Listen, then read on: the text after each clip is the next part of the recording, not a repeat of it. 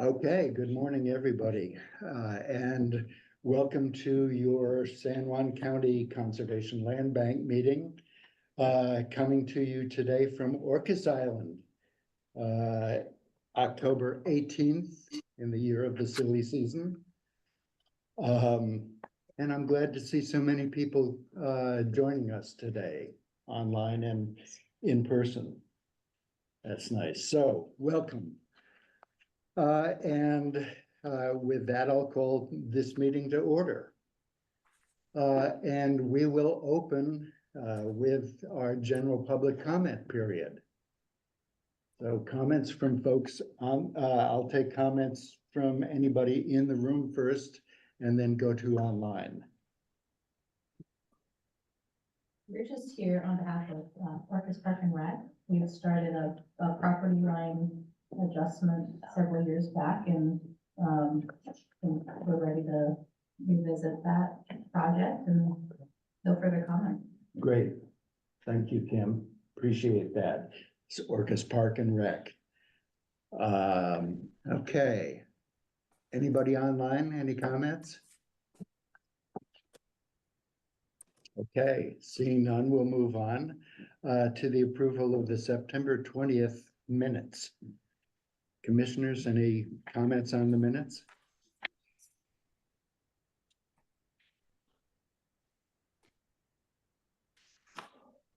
Oh, one minor typo. Yeah. Because I have to have one. Okay. Page 5, under Lincoln Shared Ideas, about in the middle of the paragraph, the proposal from Public Works includes a 1.5 acre mitigation area. I'm guessing that was supposed to be includes a 1.5 acre. Yes. Got it. So moved. Do we need to move this? If we're finished with comments, no, I actually had a comment. Let's see.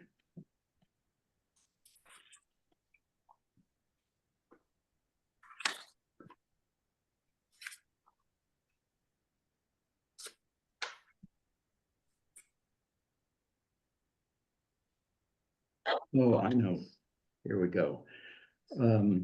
This is a comment, Tanya, on the transcript of this is under county council liaison. The first bullet point says this is talking about the housing affordable housing fund awards, and the second sentence says the awards total approximately $65,000 and went to applicants on Orcas and San Juan Islands. This included allocation of $330,000 to the local resource centers via emergency rental assistance project. There's a zero missing on this. Yeah. That's what I want. So it was $650,000. Well, I would guess that. Okay, don't quote. that's what I wondered. It sounded confusing. Okay. Good. So if you've got that, Anne Marie? So moved. Okay, accepted. I thought you were gonna give us a math test. Yeah. Yeah. Well, it's tough for me at any time, much less this time in the morning, but I did catch that. Okay, so we will continue with our partner update, San Juan Preservation Trust, and I see that Vicki Edwards is here and ready. Good morning, Vicki. Morning, Brian. Good morning, commissioners, Conservation Land Bank staff, and public. My name is Vicki Edwards. I am the Conservation Director at the San Juan Preservation Trust. And I'd like to start by sharing my appreciation and gratitude for you all, and especially the Conservation Land Bank staff and Peter, and having such a successful partnership grand opening of the North Shore Preserve.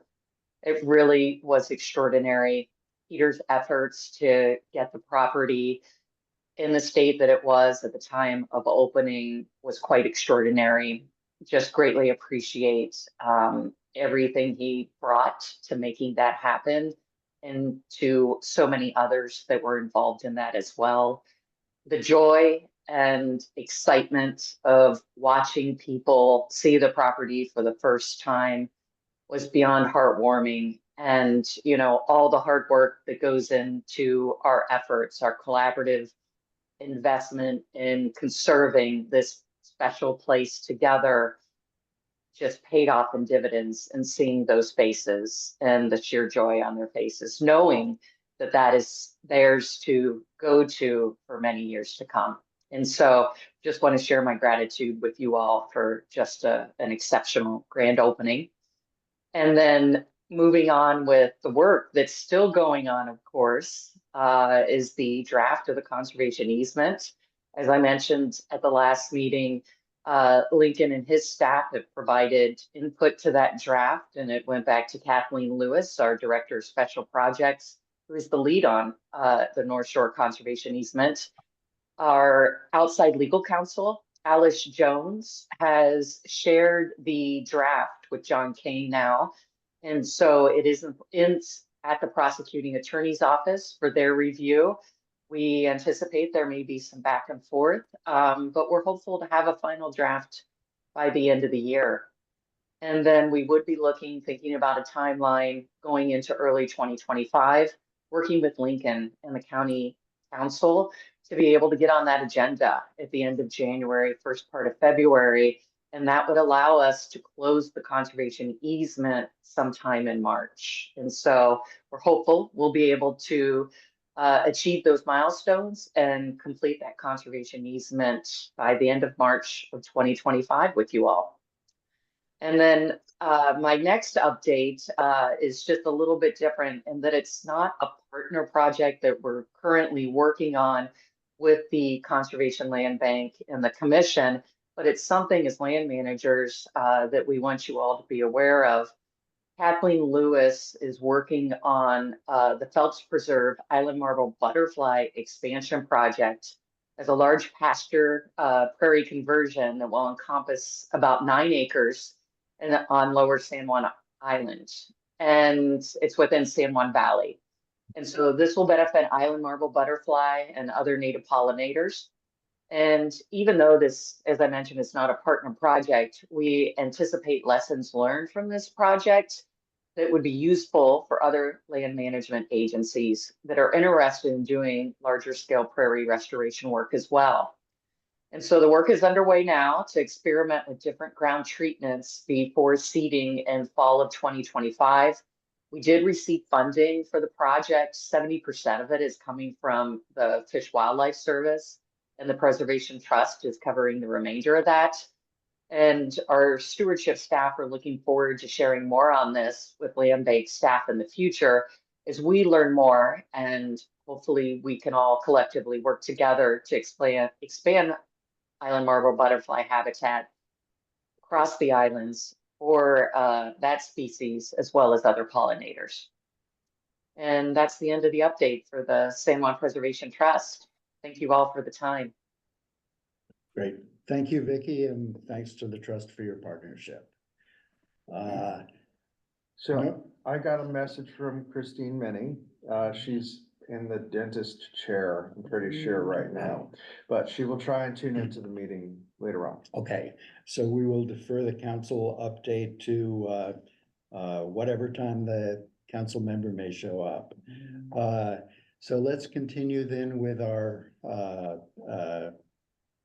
commissioner reports, and let's start online today and end up in the room. Peggy, Mike, Marilyn, anything to report? Peggy. Good Sure. morning. Good morning. Sorry, I'm not there. I was really hoping I could be there in person. So a couple things I wanted to report out on, and I'm sure Lincoln's going to talk about this later, but our council member Jane Fuller organized an excellent public meeting about hunting. And she did an amazing job of pulling together representatives, all the organizations that have something to say about this. So the prosecuting attorney was there, the sheriff was there, Lincoln was there, of course, and representatives of WDFW, quite a few representatives of WDFW, and Bree from BLM was there. And we had a really good turnout on Lopez in terms of the public, lots of good questions, feedback. And I so appreciated that this happened. And I think I'm hoping there will be some follow-up, because I think people were left with a lot of questions, and still feeling like there's work to be done. But in the meantime, now there are little kiosks that have been set up at the head of different trailheads. So part of the issue is Bureau of Land Management allows hunting on their lands from the beginning till the end. So September through the end of December. Land Bank only allows hunting on Lopez Hill in September. And then we don't allow any hunting on our lands. But unfortunately, our lands are adjacent to BLM lands, and a lot of people don't know the boundaries. So I'm still hoping we can get a little bit more done on that, in terms of informing the public and the hunters where the property boundaries are, so they know when they're out there, and really informing the public when they're going out hiking, which a lot of people do, to be aware there's hunters out there, and vice versa, to let the hunters know there's the public walking out there. So still work to be done, but I'm really appreciative of what has happened so far. So yeah, Lincoln and Tim might want to contribute to that as well. And then I went for a little walk on the Hummel Lake Trail, which I have not walked on since, I don't know, decade or two. So that's a Lopez preserve, a small one right next to Hummel Lake. And it's beautiful. It's absolutely beautiful through the woods. And there's an incredible, you don't walk to it, but it's this incredible bog back on the backside of Hummel Lake. So anyway, that's my report out, and I really appreciate all the work that Amanda and Charlie are doing over here. Lots of work, and not Charlie, but Cedar. So thank you. Great. Thanks, Thank you, team. Peggy. San Juan commissioners, anything? Nope. Marilyn? I don't see Marilyn. It's Marilyn's there, she's at Marilyn? the lower. lower corner. Yeah, no, I see her. She's not Gotcha. raising her hand. Okay, Hang on. changing your mind? She left. Oh, no, there she is. She's on mic. She's gonna She's come got her up. mic up. Okay. Marilyn, anything from you? Okay, we'll go on. She may comment later. She's she's over on the east side of the mountain, so maybe she's having some challenges. Okay, He's not. well, the line is open. I had the opportunity to go to the North Shore opening, which was absolutely amazing. I got to meet people that I hadn't seen for years, and people like Vicky, whom I had not met before, which was great. Everybody enjoyed it immensely. People were trying the apples to see if they were ripe yet. Not quite, but ate them anyway.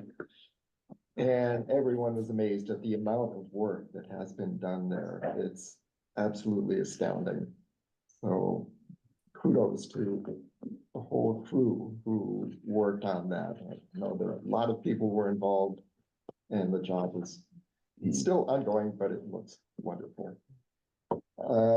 It's the season for meetings, so I went to the hunting meeting as Peggy just outlined, and I agree, the meeting was unfortunately too short because of berries. So there were people in the audience who did not get a chance to voice their concerns or ask their questions. But I'm guessing it will come up again. Also, the Climate Change and Sustainability Committee had their retreat where they considered quite a few policy changes to the comprehensive plan, which is being updated at the moment. The update is supposed to be finished by next summer, which would be a record pace. one of the policy changes that they talked about that could concern the land bank is a county-wide forest policy on cutting, logging, and saving our tree canopy in the county. And there were many others. Lincoln got a later version of that, so he may be able to fill in more. Oh, and there was also a meeting to update the the wildfire policy in San Juan County, which is 12 years old now. It was done on Lopez first, and then it will be done on each of the other islands. They had a good group, probably 10 or 12 people, but with very good questions and comments. So I think it will be vastly improved. People are a little more aware now and a little more concerned about wildfire and smoke too. So I think it will have more substance to it this time. Thanks, Tim. Before we move on, I'd just like to ask a question of you and Peggy both about the hunting meeting. I know that the meeting was about hunting safety, and we already allow hunting on Lopez Hill and Mount Grant. But was the general tenor of the meeting pro-hunting or anti-hunting, or was that not a part of the discussion? The first part was presentations from the various agencies. Right. And they were, as Peggy said, very well represented, especially Department of Fish and Wildlife. They just explained basically the status quo on that. Afterwards, it was opened up to the public, and That's what I was talking about. in general, there were probably 8 to 10 people who had a chance to talk. The majority of those were concerned about hunting. Some wanted more information to be available as to the seasons and what was open, what was not, and where the boundaries were.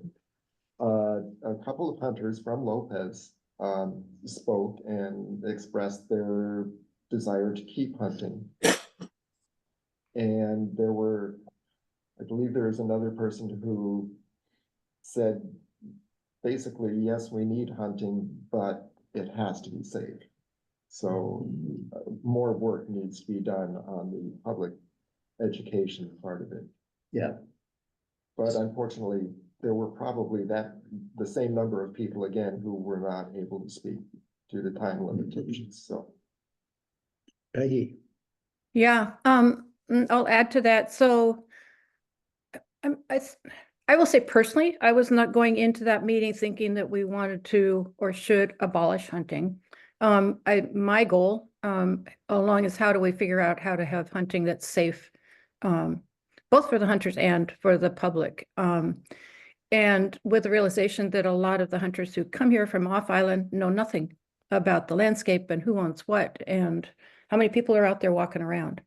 A number of people were really startled and not too happy when I think she's the captain, WDFW captain of the district, made a comment that, well, maybe you just shouldn't walk on those lands while hunting is happening, which is September through December.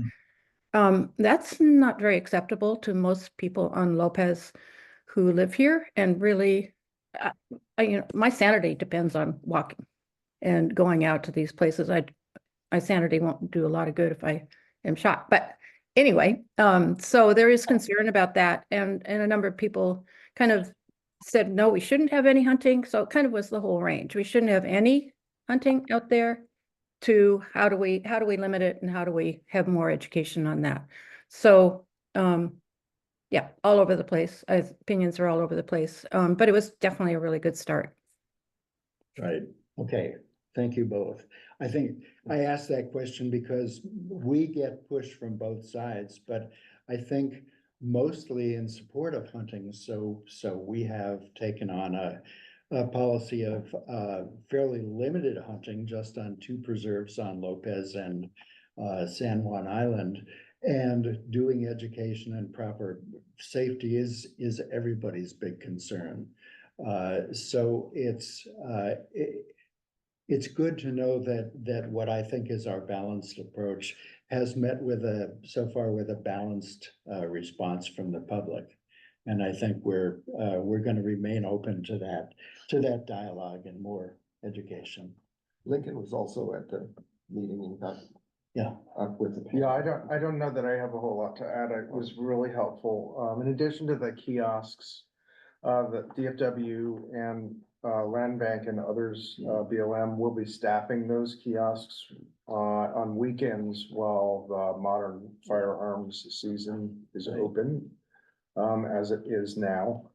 And then for all 4 days for that second opening, which is just ahead of Thanksgiving, which is when the accident happened last year. So there will be people on site down at Watmow, which I think will be really helpful. Yeah. One minor correction, Peggy, that our hunting on Lopez Hill extends from September through the end of October. Thank you. And I So- have one other comment that a lot of people weren't aware going into this meeting that Point Colville, which everybody has considered to be part of BLM, and also a large majority of Iceberg are both still owned by Coast Guard. And Coast Guard does not allow hunting. So BLM, Bree noted that BLM is trying to bring those properties into the monument, but there's some issues in terms of working with the federal government. So at this point, Point Colville and the majority of Iceberg are still under Coast Guard ownership. No hunting allowed, which is, I think, there are hunters who go out to Iceberg. So I don't think that's commonly known. And I haven't been out recently to see if there's different signage out there. So that was some interesting news for me. My only comment on that, and I don't mean to get into a whole discussion about hunting, but I think it's been an important issue, is that our hunting rules, not the land banks, but Washington State's, are so confusing in terms of different rules, different seasons and dates for different locations, different dates for different types of firearms, that I think they're confusing to anybody unless they study them closely. Have you seen And- fishing? Well, I'm not even gonna go there. But I think that in terms of education, it would be helpful for us not only to reference the state's rules, which if you go to them, you'll find a whole list of all the counties and regions in the state, but to define what's pertinent to us, what seasons, and there, it's clear for the San Juan Islands, what seasons are open for hunting and for what firearms when. I think that would simplify things and clarify them for a lot of folks. Well, instead of us taking that on, shouldn't we ask the regional office of the Department of Fish and Wildlife to provide that information instead of making us taking ownership? Because we're not the ones that are in charge of hunting. And they have, it's just a Yeah. question of getting the information out to the public. Yeah. And that's our role. Okay. So, And Amanda might have a super hand up. Oh, Amanda, sorry.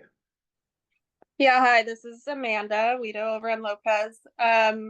So we have done that for Lopez Hill. We reference what Fish and Wildlife publishes every year. Because the dates change slightly. Usually archery starts September 1st and lasts for about 3.5 weeks. And so we have signs at the entrances to Lopez Hill that say, archery season, September 1 to September 25th. Muzzle loader, and then what those dates are, and then modern firearms. So we are kind of distilling that information down and posting it at Lopez Hill, so it's very clear when that is. And it is also on our website under the hunting access page. So we are taking steps to provide that for people. That's helpful. Thanks, Amanda. So- Okay, So just a couple quick ones on North Shore. I was out right after the opening and there were at least two, maybe three different crews involved in, stewardship and doing planting and, they were doing hundreds of plants. I forget exactly the number, but they were in the pond planting in any of the wetland areas. And it was a beautiful day and there were lots of different people kind of out enjoying the area even after the opening. So that was great fun. We have the county conversations coming up Thursday at 6:30, right? Next Thursday. Next Thursday. Yeah, today's Friday, next Thursday. I'll be there. Yeah, I'm gonna try to be there too. I encourage people to let people know. And then, we had a great voter pamphlet insert, I think, that's really, clean and easy to read, and I think it looks pretty classy. So thanks for the staff for doing that as well. all right, thanks, Anne Marie. We've all been going to the same events. I also attended the North Shore opening, of course. And I see you, Mike, and I'll come to you afterwards. Peter, part of the event was, Peter had put together a nice slideshow against some hay bales in the barn, showing the before and after, the progress of the restoration at the new preserve. And I was hoping that that would be available to show today, but Peter is on vacation in Spain, so hopefully we can have that at another time. I have my kind of truncated version of that in my slideshow. Okay. For today? Yes. Good, okay, everybody will get a chance to see it, so if you don't get a chance to get out there soon, recommend it. Lincoln has also been taking our educational show on the road. I attended a meeting with a presentation he gave to the West End Community Center here on Orcas that was very well received. And he has taken that show to several other places. I also attended for last Sunday, Sunday before last afternoon, the Orcas farm tour at the Lum Farm on Orcas Island, along with the Friends of the San Juans. Elaine was there organizing it. And we had a nice afternoon. I don't think I talked to a single San Juan resident. They were mostly visitors, but that's fine. I personally enjoy talking to people from other places who ask, what's a land bank? Well, maybe you'll start one where you live. So that was a nice event. Immediately afterwards, I went to the Oak Forum, which is the Orcas Women's Coalition, had a county council candidates forum, which was very good. And I got there just in time to hear Anne Marie give a very rousing talk in favor of Proposition 1, which is our REIT renewal proposition. She insists that her speech was completely unprepared and off the cuff. I have a hard time believing that because it was amazingly coherent and stirring. That's good to hear. So you can be our speaker anytime, Henry. Okay, I won't invite you for dinner. You'll get tired of me.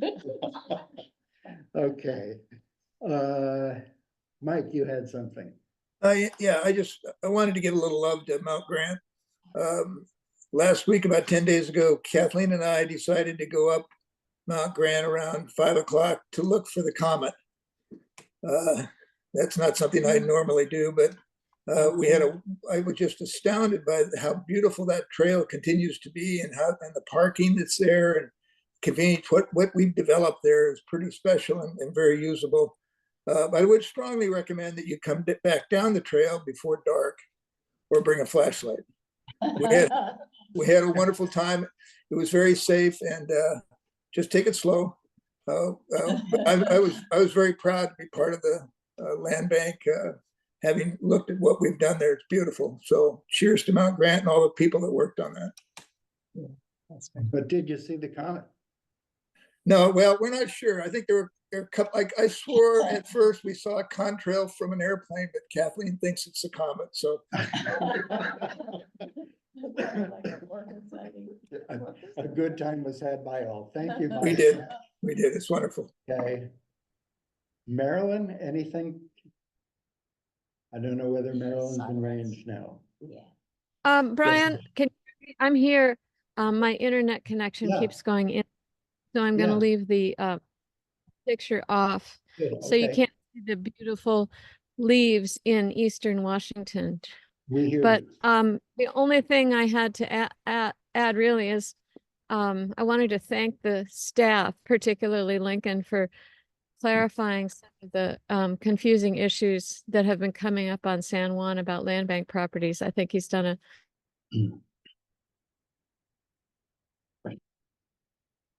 Oh, That's it. Marilyn, good. sorry we lost you you. there. Wait a minute, she unmuted again.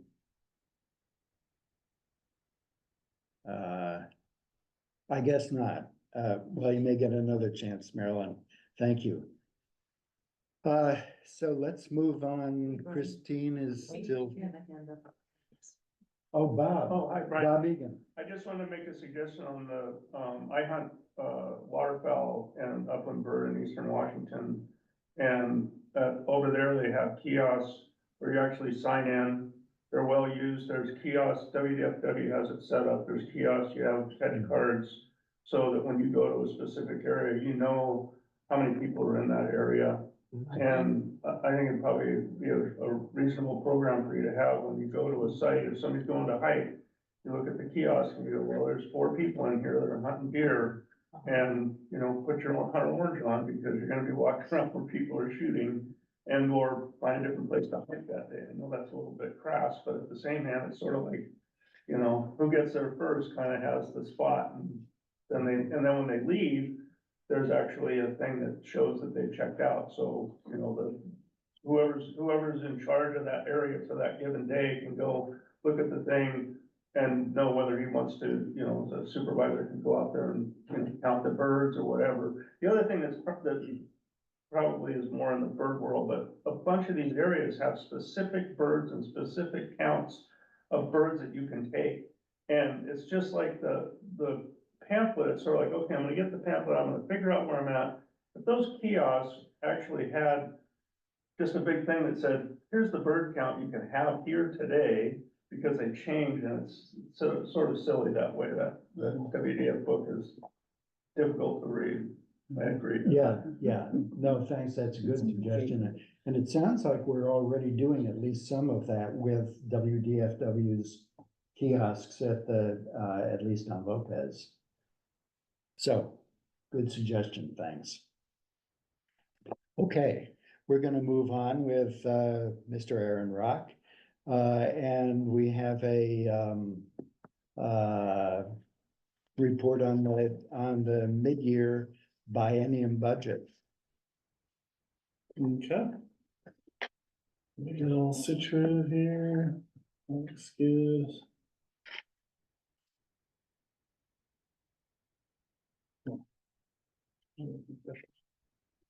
Okay.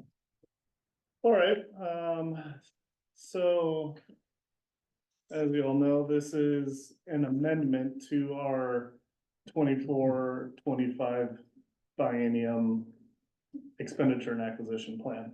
So the way the biennium budget works and the purpose behind it is so that we don't have to do an elaborate annual budget every single year. The mid-biennium review, as the county likes to call it, is really just an extension of another amendment. So the processes involved make it less time consuming for everybody. So going into that, we're here looking at another amendment, and this is just for the beginning of the year for 2025. It also gives a chance for the auditor's office to review projected numbers from each budget or from each department for what they think the end of the year will look at. This helps them calculate beginning and ending caches. As you will see as a trend in here, in this budget, one of the numbers that fluctuates here, because there's really not a lot going on in this amendment, but as we go on, you'll kind of see the trend of beginning and ending caches being adjusted, and I'll explain that a little bit as we go along here. So first, we're gonna look up, see how slow this is. Okay, this is the Conservation Area Fund. And we're gonna look at revenues first.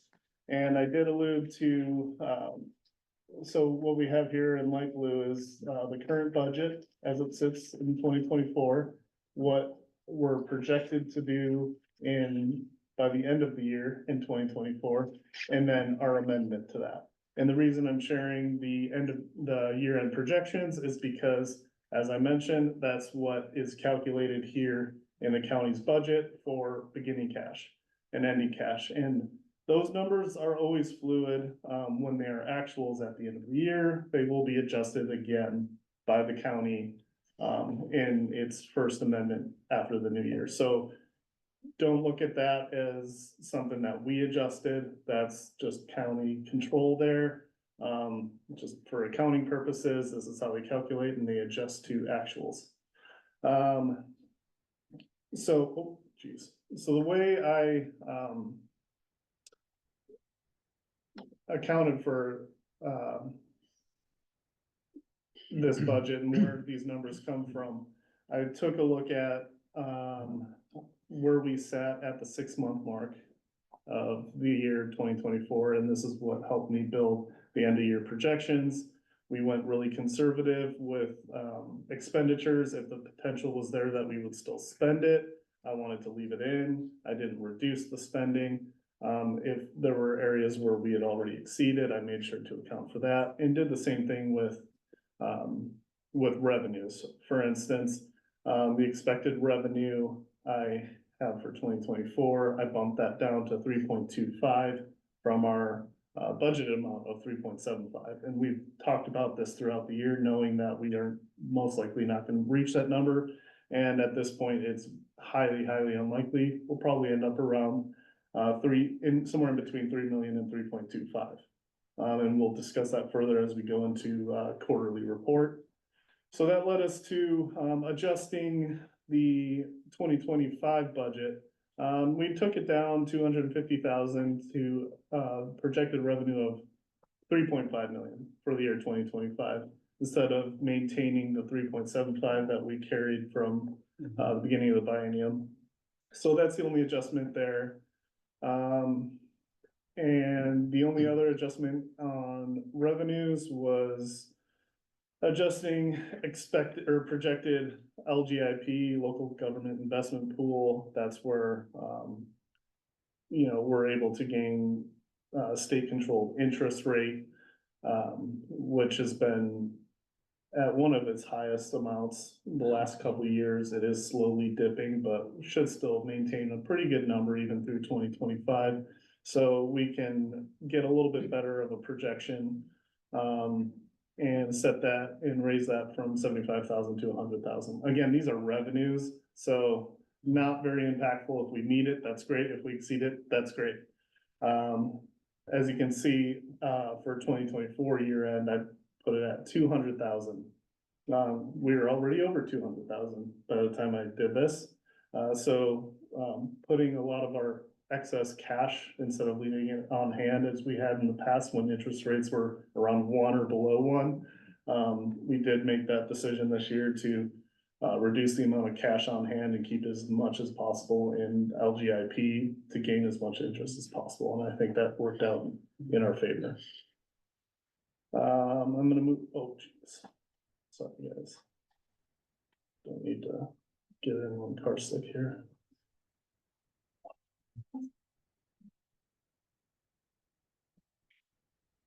Okay, conservation area fund, this is not fun, sorry guys. Okay, so we're gonna look at ending cash. Again, this number is just adjusted based on projections. And, the reason projections are ending cash is looking to be low, around 308,000, less than expected. That's just because we don't know what actuals are here from spending in stewardship fund. Where we make that transfer is based on a budget for quarterly transfers. The fourth quarter transfer to stewardship, enhancement and operations, that's the fourth quarter transfer is based on actuals.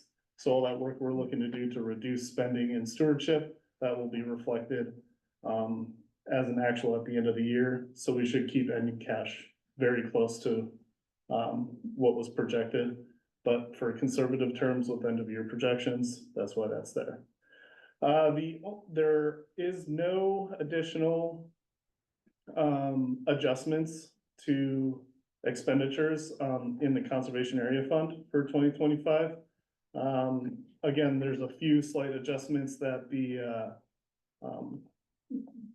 the payroll team from county administration had to make when they originally set up this budget in 2023 for the 24-25. They made an error with some payroll things and are just making corrections there. These things are pretty common.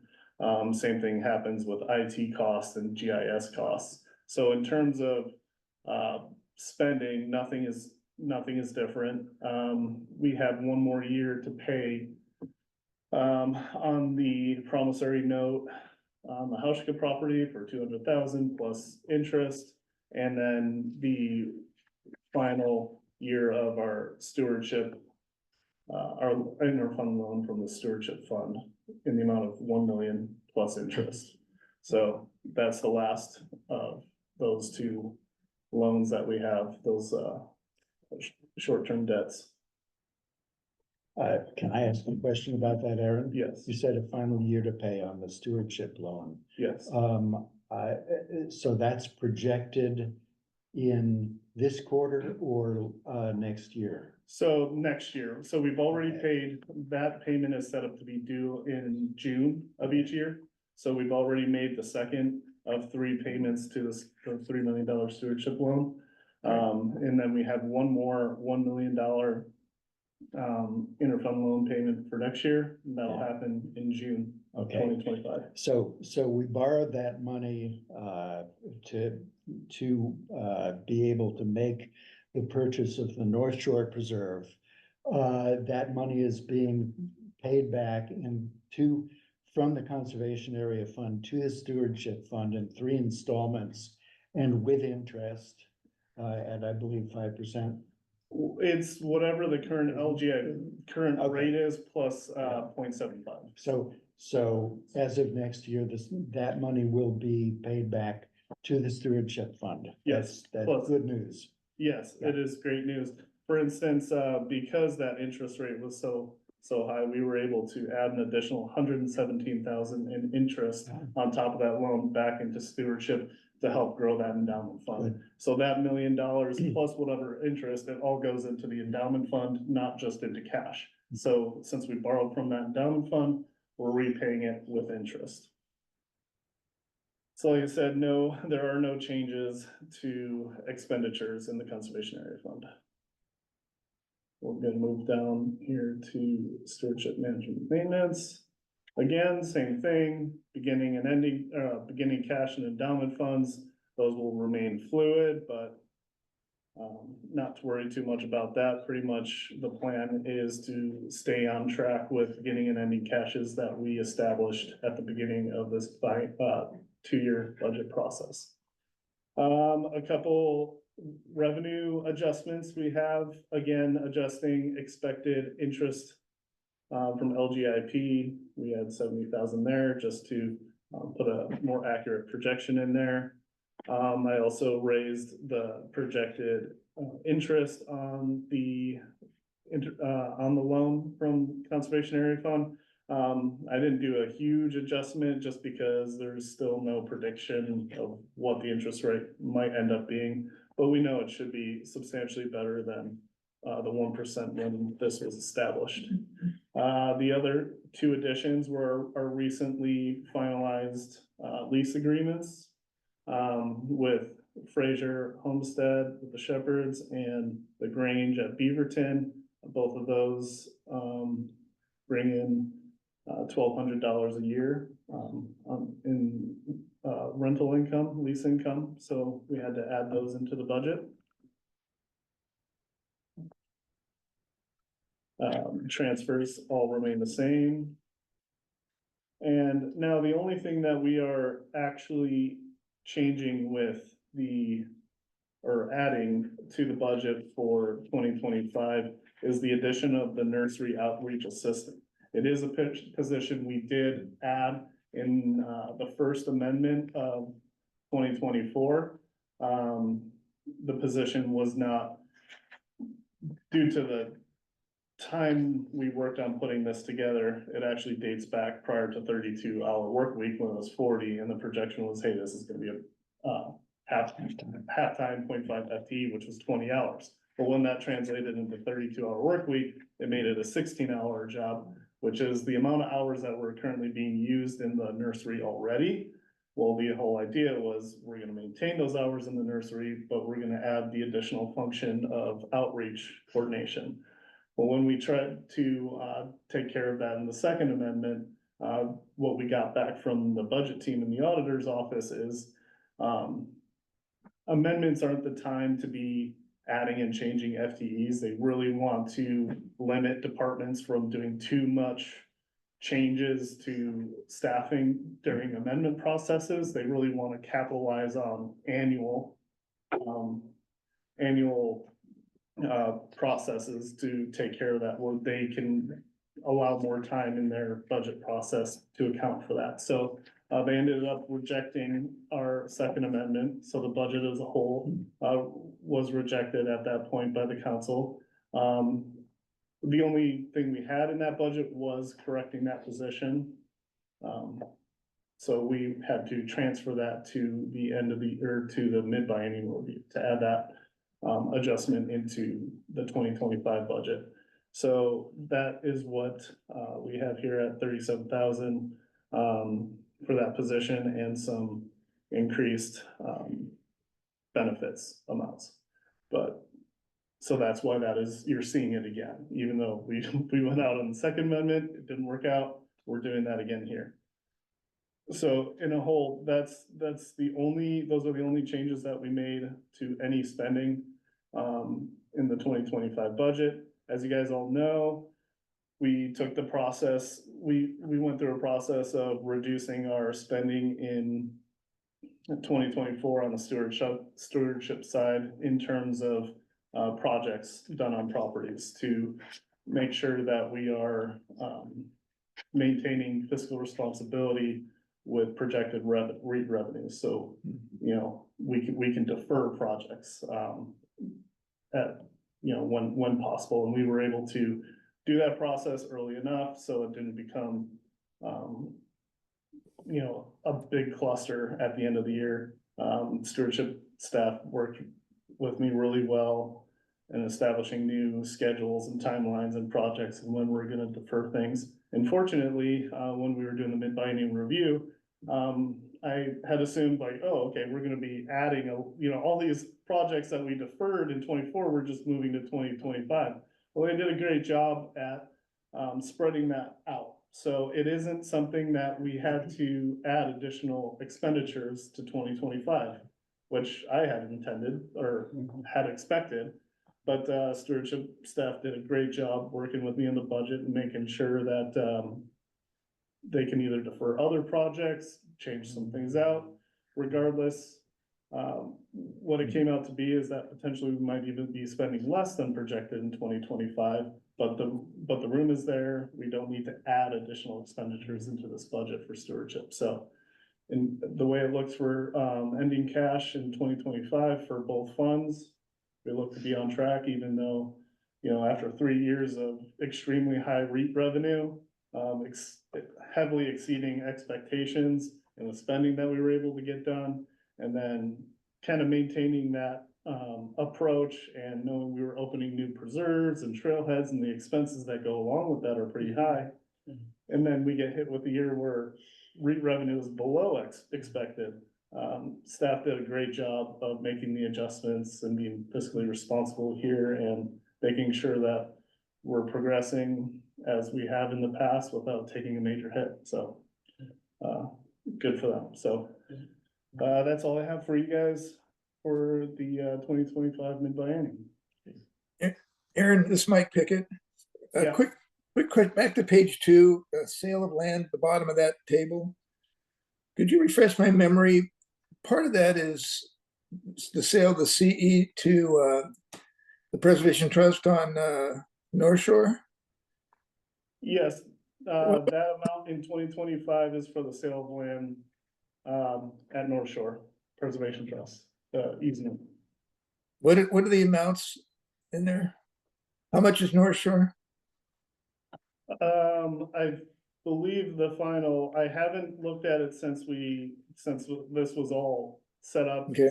If there's any changes, I'm not completely aware of it. I didn't change that number at all, but right now we have just over $1.7 million for that easement sale.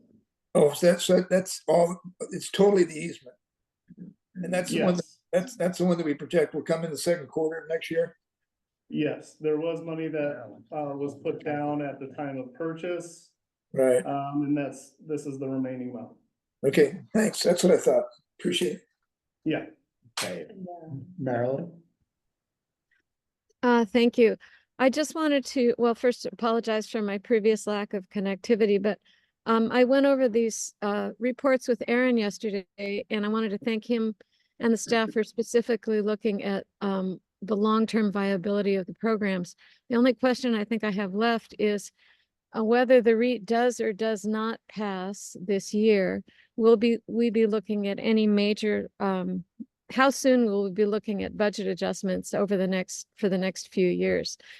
We are locked into this 2-year budget cycle, but we all want to be thinking long-term, of course, about how long we can sustain the programs we have, the stewardship particularly that we have. And I want to always be ready for REIT to drop even more precipitously than it has in the last couple of years, because we just don't know what's going to happen. Thank you. Thank you, Marilyn. If there was I believe there was a question in there about how we plan to adjust if the REIT is not renewed. Is that correct? That's right. That was the Yeah. only question. Thank you very Okay. much, Aaron. Yeah, no, I just wanted to make sure I was answering the right thing in there. Well, first off, Let me take that one. okay, I would say, Marilyn, that, we'll have the 2025 budget, which will remain pretty much as it is. If the REIT is not reauthorized, then you can expect significant changes starting in that 2026 budget for certain. So we'll still have a year's worth of REIT funding at that point. But we'll be looking through 2025 to figure out where we can save money and what kind of changes we need to make. Okay, thank you, Lincoln. However, we are hopeful and optimistic that we will continue to receive REIT. Aaron, the big message that I took from your report was that REIT is down this year on account of lower property sales. And even though we budget every year very conservatively, despite that, we're taking basically $250,000 out of this year's REIT. I know that from your recent reports, we are now spending, I think, over 50% of our revenues on stewardship, which means that because REIT is down and we lost that $250,000, all of our projects have been essentially stretched out and delayed. yes. So I think that that's the message, and that's important to know. Yeah, totally. I don't think a single steward that I worked with took that message lightly. Yeah. They all thought really well about what's in best public interest, also ecologically, and how to spread that out. It's not an easy thing to do, to really adjust those, and then there's also always the unknown that happens every year. And yeah, like I said, they did a really good job, taking a good deep look at that, because we were riding high for 3 years, and then you take that hit, and to stop on a dime and go the other way, or really reduce, isn't always the easiest thing. And that being the case, as you mentioned, we have had a number of new preserve openings this year. Those cost us a lot in infrastructure and particularly labor. I don't know what the figure is on the North Shore. In addition to the 6.35 million we paid for the property, the expenses I know were very high for the restoration that we've done. So kudos to the stewards for all of those projects, including Beaverton on San Juan, and the work that we've done on Katy Mountain. All very important, a lot of work, a lot of expense, and we've stretched the budget to do it. So thank you. Okay, any other comments from commissioners? Marilyn has a comment. Just Hi, really Marilyn. quick, hi, quickly, I just wanted to say, in thinking about REIT, I would say that we're returning to normal rather than that we are, falling off the cliff, because it's so easy to get used to additional revenues in, any line of business, and you think they will continue forever. We don't have crystal balls, but I'd like to think that this is a more normal situation than we had for a few years. Thanks. Thanks, Marilyn. Any other comments from commissioners? Okay. I should have announced at the outset that this budget amendment is a public hearing. So if there are no comments from commissioners, I will open the hearing to any comments or questions from the public.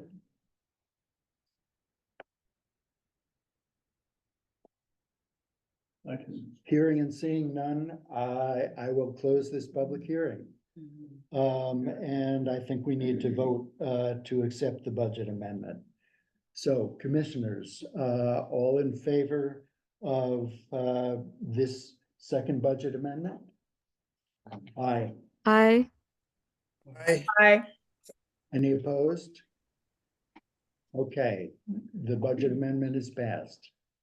Thank you all. And with that, Aaron, was that your third quarter financial report, or do you have more? I have more for you. Oh, boy. We're just gonna Okay. lay it on you here. Now we're into third quarter financial statements for both the Conservation Area Fund and the Stewardship Management Maintenance Fund. Nothing earth shattering in this quarter. No major sales, no major purchases, anything like that. We have some cash adjustments, a lot of the cash adjustment there. As you can see, cash was reduced, but LGIP was increased, and that was all due to that adjustment of, hey, let's get more money in the LGIP and grow some interest. So that's why we're seeing that there. You can see where interest rate was last year at the end of September compared to currently. As you can see, just a slight decrease, and that's why leading into 2025, we'll probably see more of that, kind of following the trends, and what the Fed is doing is part of the job, and seeing what projections are from their voting expectations and things like that. We'll see some rate reduction for sure, just not sure how much. Debt payments won't happen until the end of this year, so nothing happened there. We can move into revenues and expenditures. Trying not to make this float all over the place. Okay, first thing really to note is REIT, as we have been discussing quite frequently here. We're at 2.5 million, 67% of the budget. And, in 2023, so last year at this point, we were already at $3.1 million. So you can see the difference of where we are, trailing behind last year, but that was again, all expected.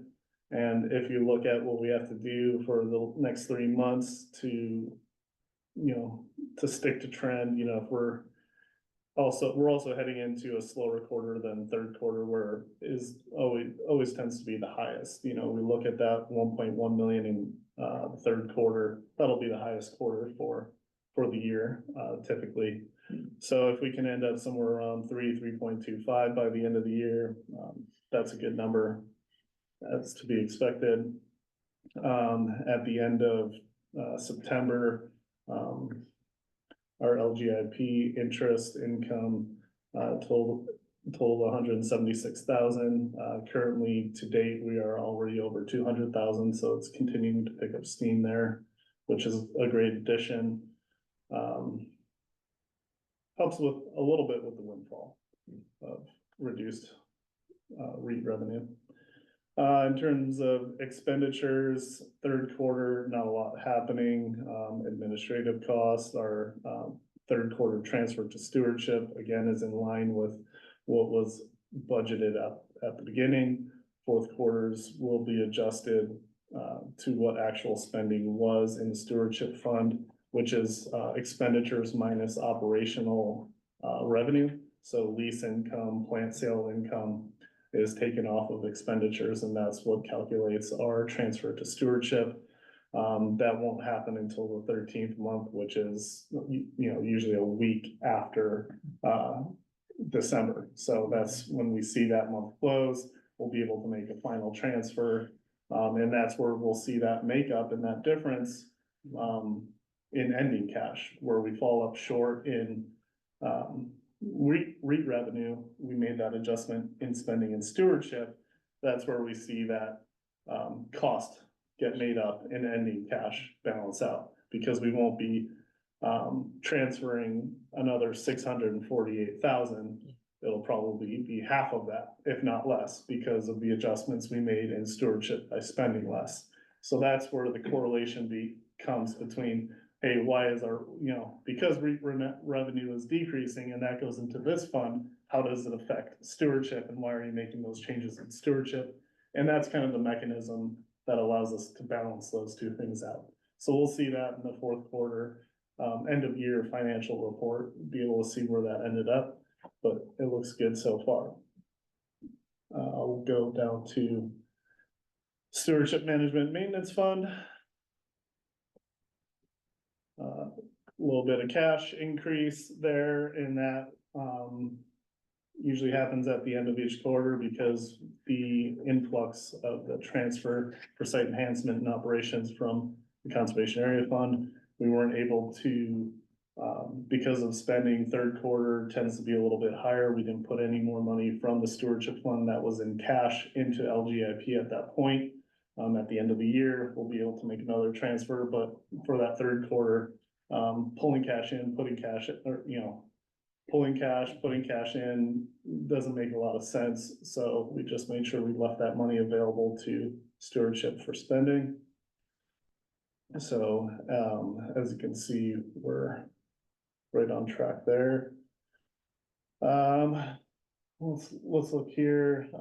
Again, that interest on the interfund loan in Q2, just as a reminder, that was based off of the interest rate from the interfund loan, along with the $1 million in principal. So that's what those, as a reminder for what those big numbers in Q2 were there.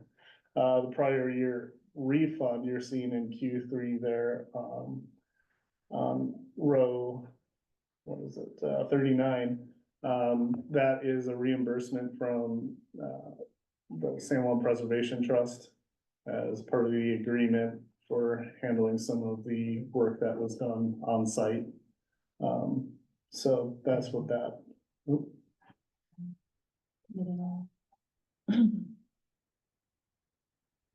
Okay, So that's what that's for. That was expected revenue. As you can see in our budget, we did already know that was coming.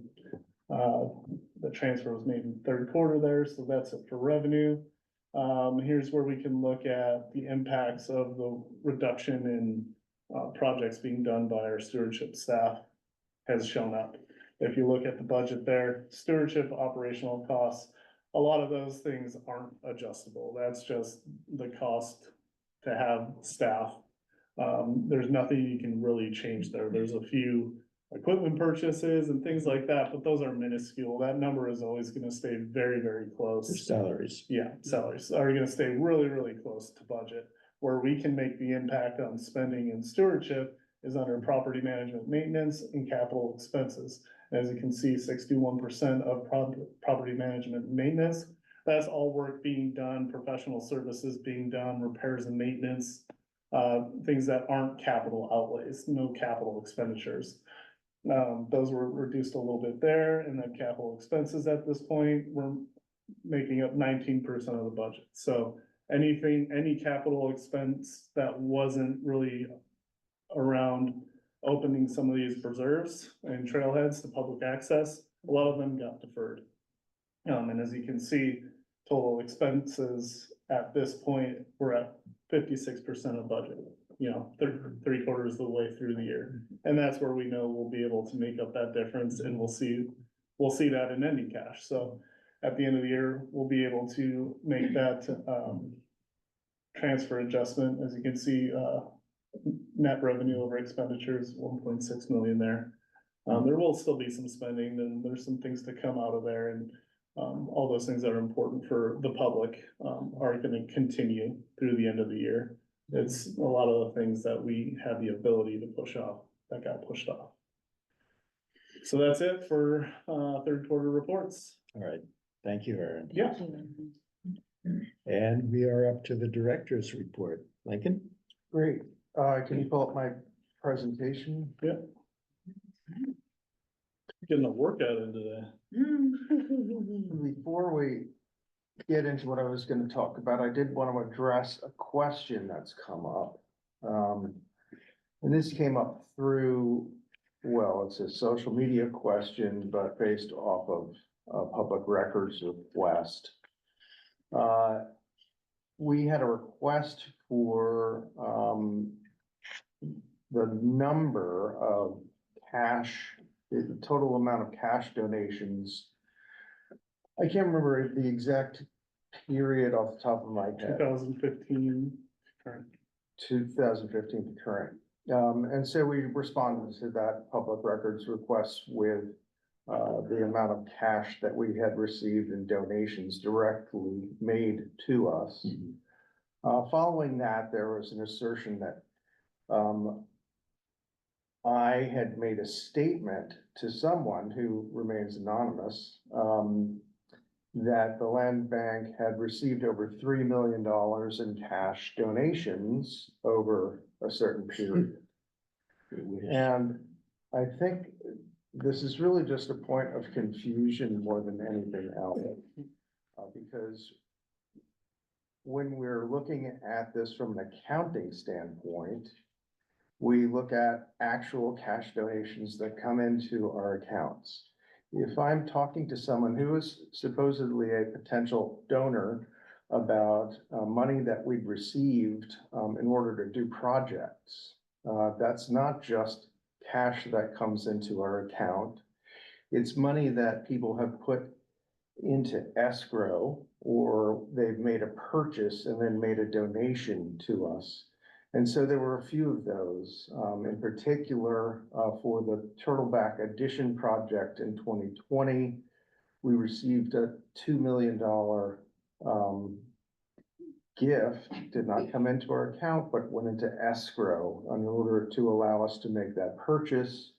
And also for the Beaverton project, in addition, we had a substantial cash donation for that project, but we also for the same couple, purchased a property for $250,000 and turned around and donated that to us. So when I'm talking to someone about cash donations.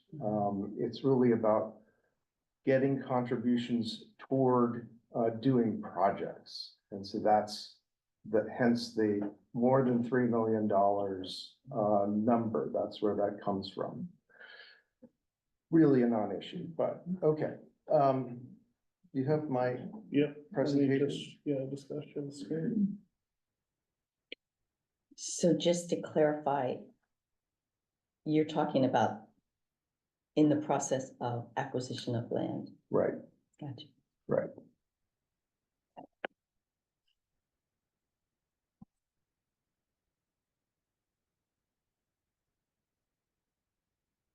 Great, okay, I just wanted to give you a general update and also talk about our agricultural efforts. So a little bit of both in here, and we'll talk a little bit about North Shore. So this is a slide I always like to start with, just our accomplishments over the life of the program. With 49 conservation easements on 7 islands across a variety of properties. A lot of them are working lands. But also with great natural values, some of them 39 preserves and now 32 of them with North Shore open to the public. So that's where I think what does that say, 79% or the public? Yeah, something like that. So the vast majority of our preserves are open to the public. Others can't be opened just due to a variety of factors, or we're working on them. When you think about the amount of land, the amount of property that we own in the county, there's a lot of misperception out there. A lot of people throw out numbers like 50%, and that's not right. We own 4.5%, a little bit more than 5,000 acres. And the total amount of public land in the county is 17%, with 16.5 being conservation lands owned by other agencies like the Park Service or BLM, et cetera. That's the lowest percentage of publicly owned land in Western Washington. And as a good comparison, the city of Anacortes has 30% public land ownership. Okay, moving on. So trail openings, preserve openings this year, we've heard about a few of these. You can see they're starred. So on San Juan, Katy Mountain was opened back in June, and in August, we opened a new trail at Beaverton. And there's a slide that details these, so I'll come back to that. And obviously North Shore, the other star down there is for Watmow, the Watmow Head property that's been delayed a bit. And probably we're going to slip into 2025 before we see that one open. Part of our, there are other properties that comprise the Watmow Bay Preserve are open to the public now. Next slide. So this is just to give you the highlight of a few of these. The top one is the Beaverton Marsh Preserve and the Red Tail Trail opening. The key thing here is that we've had part of this preserve open for some time. You can see that the photo or aerial off to the right showing the yellow kind of loop trail on the western part of the property. This time we opened the trail from the east. So it connects via Lindy Community Park, that's the trailhead. And we created a half-mile loop trail. We've not yet created the kind of crown jewel of this public access plan, which is to have a boardwalk that goes across the neck of the marsh. We'll be working on that. It's going to be an expensive project for sure and complicated, but this was an exciting one to get open because it is a trail that's now accessible from town. Don't have to get in a car to get to this one. You can walk to Lindy Park, and there's an existing trail at Lindy Park that kind of goes around the periphery, and then take this connection, which really is a big shift, going from a more urban-like park into a wildland area. It's really, we've gotten a lot of really positive feedback on it. So again, we opened that in August, had a lot of people at that opening. And Katy Mountain, so that one opened in June. We've owned that property for years and years. It's taken a long time to get public access. Eventually, through one of the latter purchases, we've got frontage on a county road, and we were finally able to get this open. This trail connects off to the west, as you can see in the lower left aerial. And then it connects to Roach Harbor Highlands properties and down to, or north to, the English Camp unit of the San Juan Islands National Historical Park. So with this opening, you can actually walk on a trail from Three Corner Lake Road, which is kind of the northern middle part of the island, all the way to Roach Harbor proper, and have lunch or whatever you want, but you could get the entire distance on a trail without having to walk on a road. Well, it's just a shot from the opening there. And there's Watmount Head. As I mentioned, looks like this one is delayed a bit, but it is a spectacular property, and we're really looking forward to getting that open and allowing people out there. In the background, if you go back one, background, you can see the Watmount Bay proper, and we do have property on that bay, a little piece. Most of what you're looking at there is part of the national monument. Okay, next slide. North Shore Preserve, just wanted to give you kind of the whirlwind of how this went. We made this purchase in 2022. And since then, a lot has happened. When we purchased this property, it was not this beautiful, pristine place, as you might gather from those photos, which are down on the beach. That was there for sure. But next slide. When we purchased the property, there were a lot of other things on it. So you can see in the aerial, the main house sitting in the middle, pretty much, well, I'll get into the condition. We had a main house, we had 7 cabins, all of which were in huge disrepair. We had a road that went down to the beach, which was always in jeopardy of collapsing. So we had a lot of work to do. Next slide. That gives you a sense of what the infrastructure was like. The main house in the upper left, it's part of that was an older house, but was heavily modified. And you can see from the lower left, that was the basement with the 4 feet of water that routinely sat there. The structures were just not salvageable. We did salvage a lot of material out of that the main house in particular, and that went to the exchange. But then we had to do some other things to take some of these structures out. Next slide.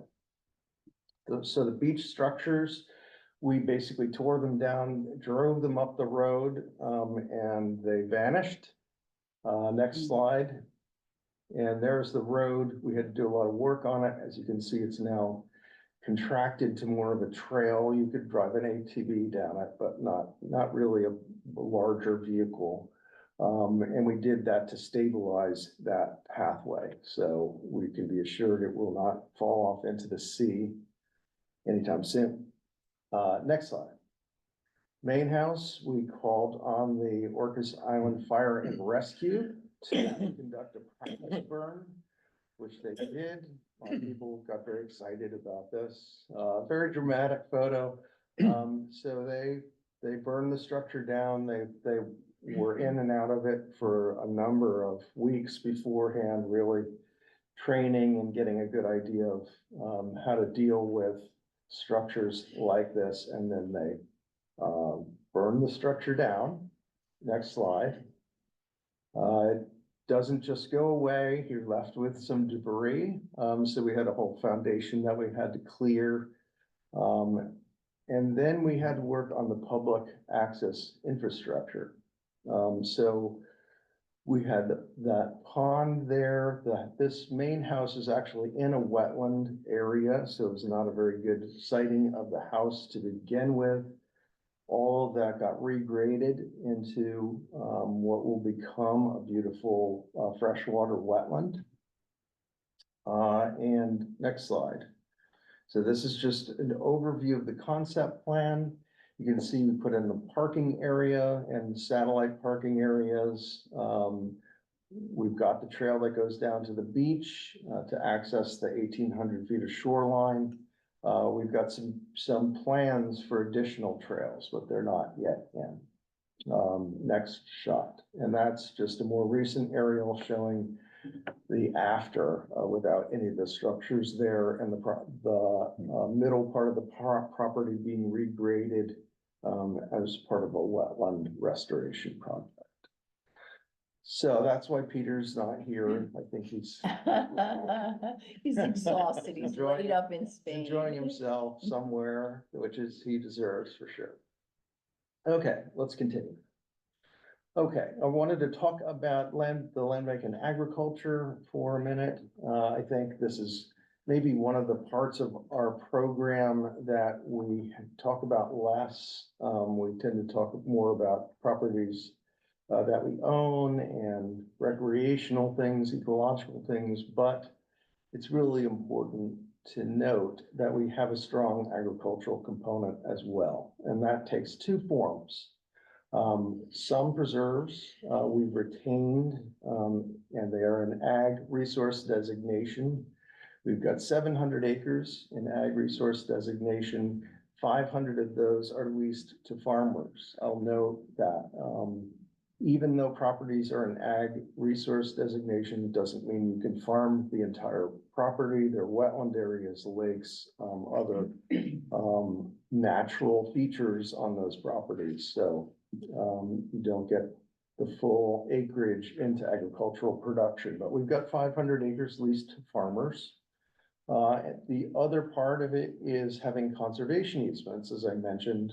We've got 49 easements on 7 islands.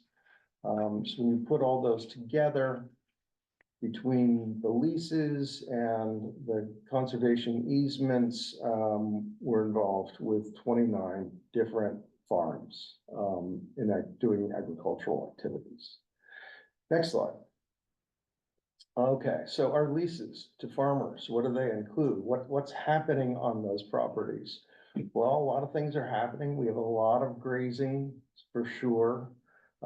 We grow hay, but there are other things too: eggs and poultry, goat milk, cheese, and ice cream, wool, sheepskins. I'm not going to go down the whole list, but we do have a lot more than just hay being harvested on the properties that we're leasing. There are a variety of other activities, and as we continue forward, one of our goals is to continue diversifying the activities on those leased lands.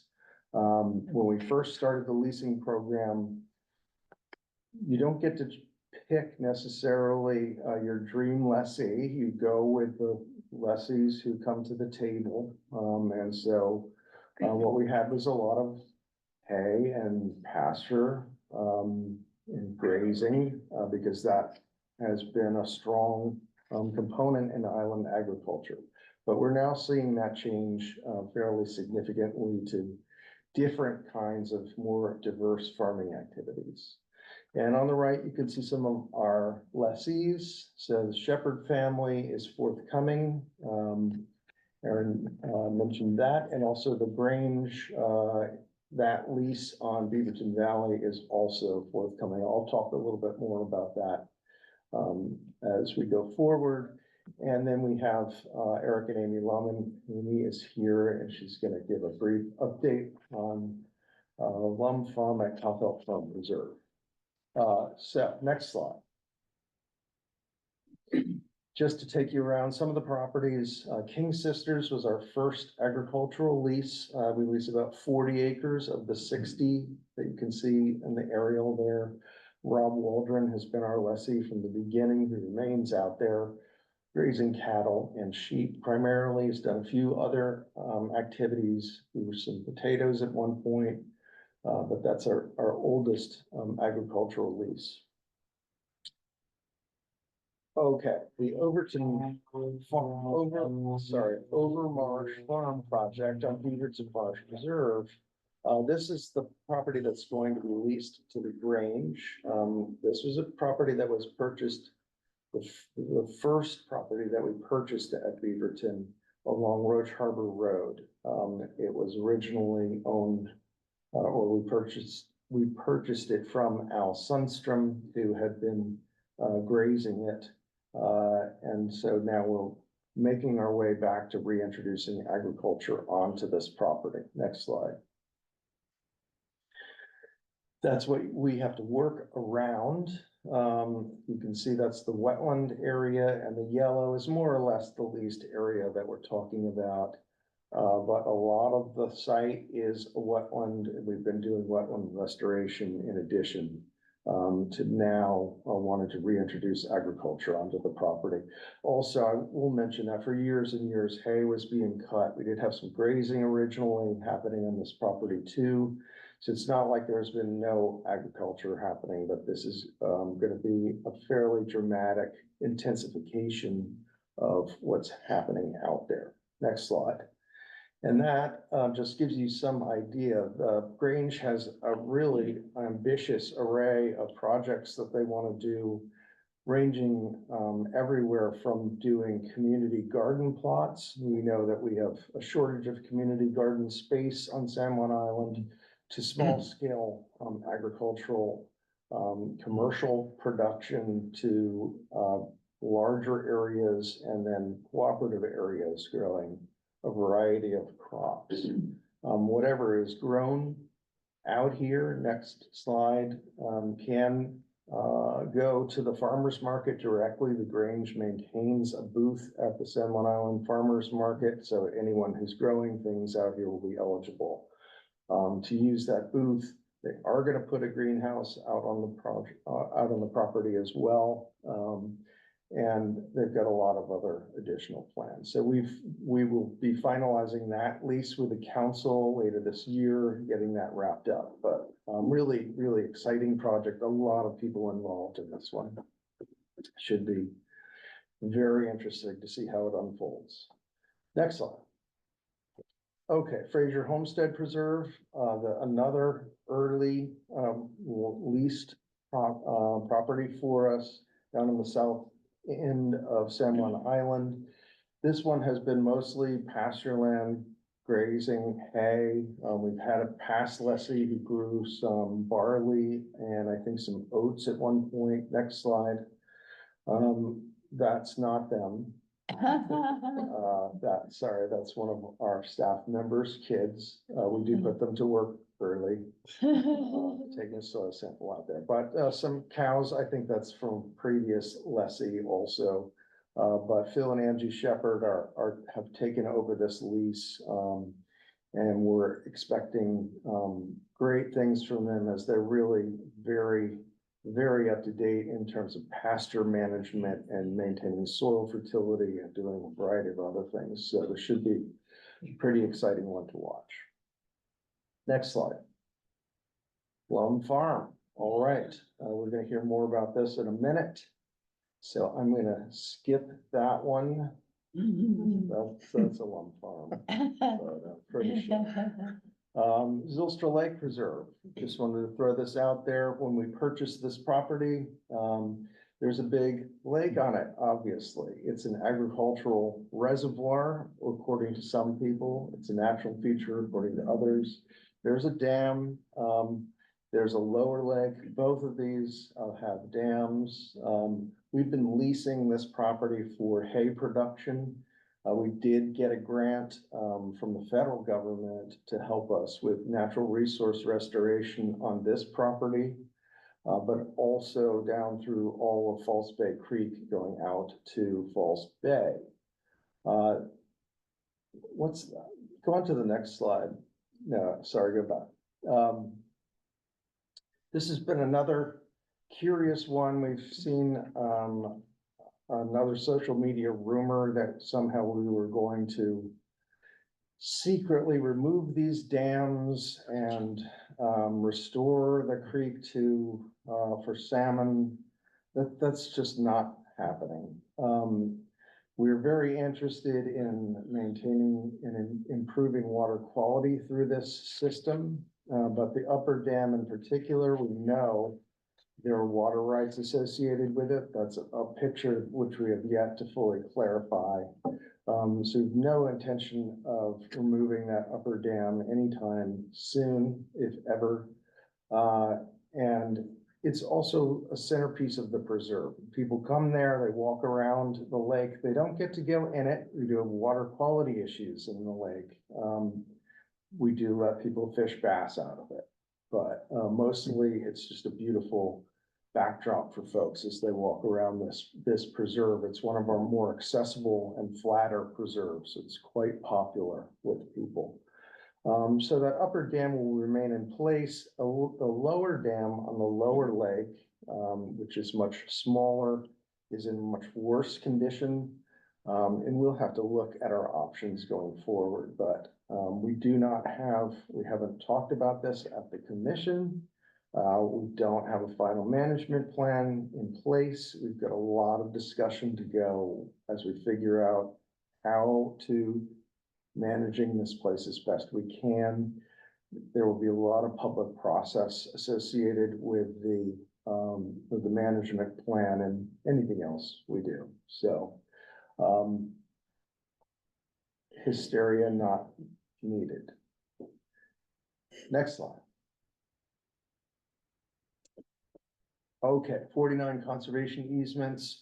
This is just a list of some of them with some of the agriculture that's happening out there.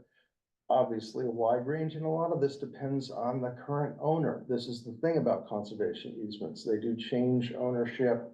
Some people are doing very intensive agriculture. They sell the property.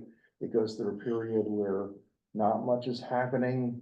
We've seen this in a number of places, but then it can come back alive again. A couple of good examples on Lopez Stonecrest Farm, which was a donated easement. There was really not a lot of agriculture happening now out there, but now that property was purchased by the Lopez Community Land Trust. They have leased it to farmers who have got cattle out there doing a variety of things.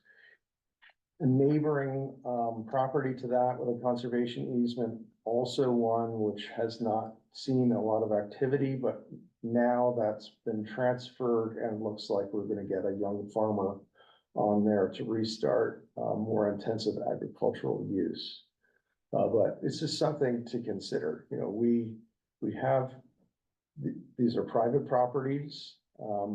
Our goal is to keep the land in conditions so that it's available for agricultural use, but we have limited control over what actually happens out there in terms of agricultural practices. Even so, we've got some great things. Warm Valley Farm is one that I'm pretty fond of. That was our first conservation easement with the Humes. They were farming it pretty actively for a while, but as they got older, a lot of those operations ceased. The property sold. It's now actively farmed, and you can see it as you drive up Orcas Road. It's really a pretty nice spot. Okay, and I think that's all I've got. No, sorry, some shots. Double Arbor Ranch on Lopez. I sure hope that's right. I had a lot of pictures that I was reading through, but they've got sheep going out there. That's 130 acre conservation easement on Lopez. Next slide. Same spot, pretty sure. How many years did you spend on that one, Lincoln? So the conservation easement on Double Arbor Ranch is something that was high on the list of the original Land Bank Commission. Nancy Green told me, she's, I think, on this in this meeting, but she told me she'd had a conversation with the original owner, Romaine Ritchie, who was not a fan. Did not support the idea of government as a partner in a farm. And so there was no chance of getting a conservation easement. It wasn't until the next generation came along, and we were able to work with Rex Ritchie to get the conservation easement. So about 20 years. Not uncommon for us. A lot of these projects take a long time to come to fruition. Okay, next slide. Oh, just some other, that's some Warm Valley Farm produce shots, chickens. Go on, next slide. And this was from Heritage Farm. Now here's another one where this is on San Juan Island, and it was very actively farmed and a diverse farm for a period of time. And then it really waned considerably. It's now been sold to another buyer and they have some extensive plans. So these shots are from the past, but we have hopes that we'll see a resurgence at Heritage Farm in the not too distant future. And that, I think, was my last slide. Yes, that's good. I'm not going on to the next part. Just in time. That's it. Thanks, Lincoln. Well, Lincoln mentioned that all of our tenants are not necessarily dream lessees, but I think we've done pretty well there. We have a bunch of very good lessees, and we are gonna move on and focus on one lease now, which I think does represent a dream lessee to us, and that's the Lum Farm with Eric and Amy Lum. Our agenda says Eric and Amy Lum. I only see Amy here. I assume that Eric is down on the farm working. I was trying to get some things done before the atmospheric Yeah. river. Come on up, Amy. Where do you Here, want me to be? why don't you sit in my chair here? Okay. And not very technologically advanced, but If you can hit an arrow, I can hand this to you and you can walk through at your pace. yeah, is there, yeah, I don't know, is there a way to just have it sort of scroll as a slideshow? You know, I tried to, I don't know, if you know. I just have some pretty pictures of the farm. I don't use Google. But I can, No, but we can just put it up and. Yeah. We can beat a Google slide. just like Yeah. change it Yeah. around. It up for you. There's just Wasn't sure pretty if you wanted a pictures. story of the farm. And also I'm not at a whole lot of meetings because I'm usually outside, so I'm probably gonna read off my paper, but anyway. Hi, everyone. Thanks for inviting me to come here today and give an update on the farm. It's been a couple years since I've come to a land bank meeting and given an update. And now that we have been at the farm for a while, we're really hitting our stride. So it's a good time to say what's happening. We're working really hard. It's a labor of love, and we are really glad to tell folks that we're leasing the farm from the San Juan County Conservation Land Bank. We really like that partnership. I think that there is a future for a partnership with farms and government, especially with real estate. But when we have visitors to the farm, they're amazed at how beautiful it is.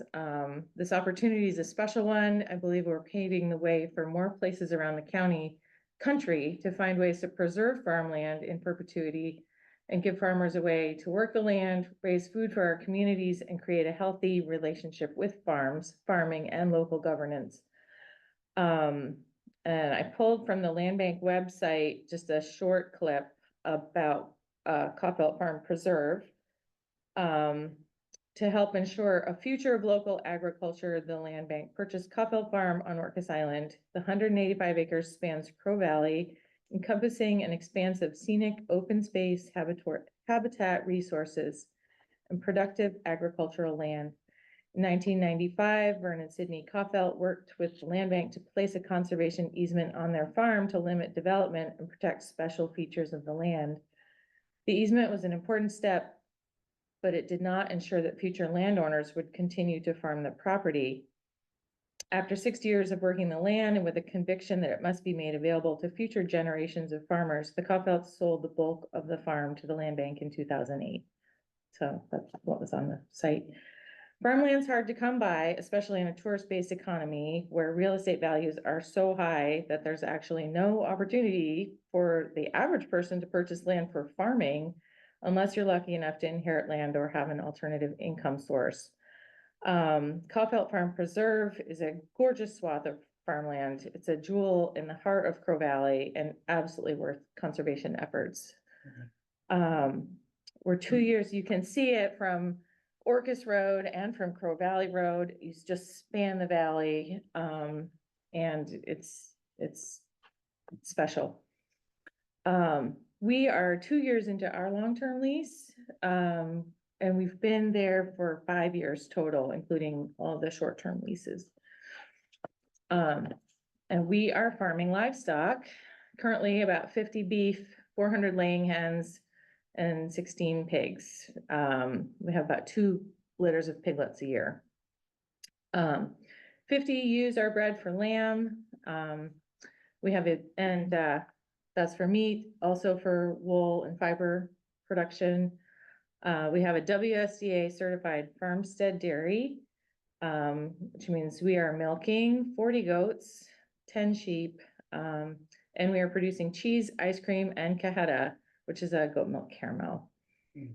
We have provided cheese, beef, and pork to the local food bank consistently throughout the year and sell meat and cheese to many restaurants, grocery stores, the public school, through the farmers market, and the San Juan Food Hub. San Juan County produces less than 5% of the food that's consumed here, and that means 95% of the food consumed in the islands comes from somewhere else. We're really proud of our contribution towards strengthening the food security for our community.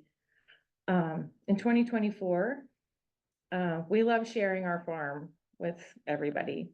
In the spring, we open up the farm for 2 baby Saturday events, inviting the community to come and enjoy the spring on the farm and mingle with new babies. It's become a yearly tradition for many islanders. We hosted many school groups, monthly road scholar tours, which is through Skagit Valley College, knit nights, summer programs through Orcas Parks and Rec Department, and also a Pied Piper music program for little ones through the Orcas Chamber Music Festival.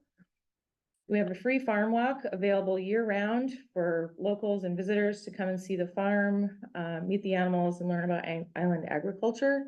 We decided not to make that a revenue stream because it's just special and everyone should have access. And this is our public piece of property. So to be able to share that is cool.